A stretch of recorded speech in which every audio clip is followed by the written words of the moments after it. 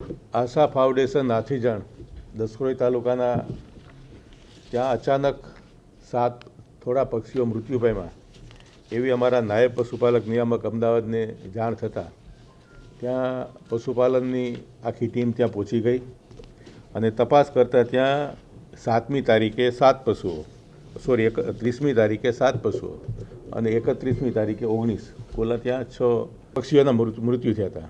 આ પક્ષીઓનું સેમ્પલ લઈ અને ત્યાં ભોપાલ મોકલવામાં આવતા એની અંદરથી બર્ડ ફ્લૂના વાયરસ હતા એવી જાણ થઈ.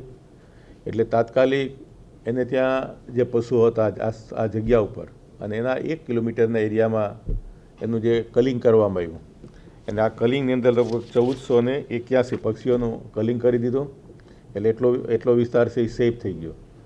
એના પછી 0 થી 10 કિલોમીટરના જે વિસ્તારમાં જ્યાં પણ પોલ્ટ્રી ફાર્મો હતા ત્યાં પણ દવાઓનો છંટકાવ કરી અને બાકીનો બધો વિસ્તારમાં પણ આનો જે આગળ ન વધે એવું રાજ્ય સરકારે પ્રિકોશન લઈ લીધેલું છે.